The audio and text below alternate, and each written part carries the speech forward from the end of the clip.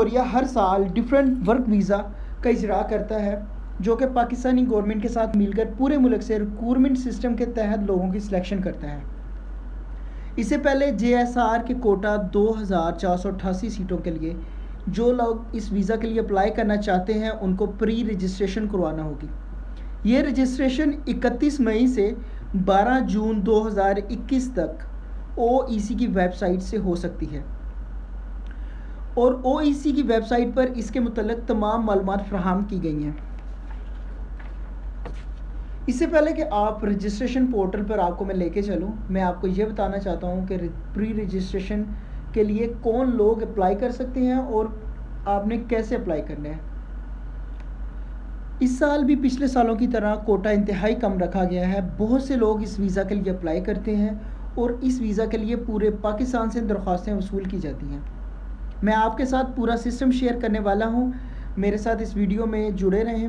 اس visa کے لیے پری registration کا ہونا انتہائی لازمی ہے۔ رجسٹریشن کے لیے آپ کو او ای سی کی ویب سائٹ پر جانا ہوگا جو کہ پاکستانی گورنمنٹ کے انڈر کام کرتی ہے۔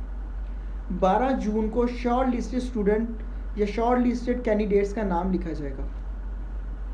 پری رجسٹریشن کے لیے جو سب سے اہم شرائط ہیں ان کا ذکر بھی میں آپ کو کر دوں۔ نمبر 1 پہ آ جاتا ہے کہ آپ کے پاس کمپیوٹرائز پاسپورٹ کا ہونا انتہائی لازمی ہے۔ اس کے علاوہ اگر آپ کی عمر 18 سے 39 سال کے درمیان ہے تو دین آپ اپلائی کر سکتے ہیں۔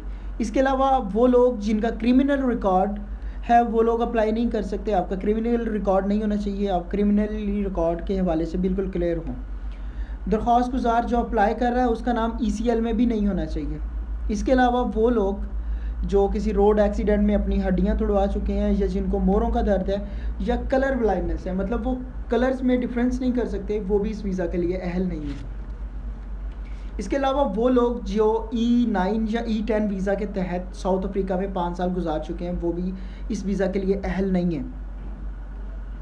گزشتہ 5 سالوں میں جو لوگ جے ایس آر ویزا کے تحت کام کر چکے ہیں وہ بھی اپلائی نہیں کر سکتے۔ ٹیکنیکل فیلڈ کے لوگوں کو ترجیح دی جائے گی۔ Auto mobile industry, mechanical industry یا کک کے ریلیٹڈ وہ لوگ جو اسکلز رکھتے ہیں ان کو ترجیح دی جائے گی۔ او ای سی کی ویب سائٹ پہ جو لوگ رجسٹرڈ ہونا چاہتے ہیں تو میں ان کو ویب سائٹ پہ لے چلتا ہوں۔ آئیے میں ویب سائٹ اوپن کر رہا ہوں۔ یہ او ای سی کی ویب سائٹ ہے۔ سب سے پہلے آپ نے ایک فارم فل کرنا ہے جس میں آپ نے اپنا نام لکھنا ہے۔ سیکنڈ نمبر پہ آ جاتا ہے آپ کے فادر کا نام، اپنے فادر کا نام لکھیں، ڈیٹ آف برتھ لکھیں۔ 4 نمبر پہ آ جاتا ہے آپ کا پاسپورٹ نمبر، وہ پٹ کرنا ہے۔ اس کے بعد آپ نے اپنا موبائل نمبر وہ لگانا ہے، اور دین آپ نے اپنا CNEC نمبر وہ لگانا ہے، اور آپ نے ایک 500 روپے کا چلان بھی HBL میں پے کرنا ہے اور اس کو یہاں پہ اپلوڈ کر دینا ہے۔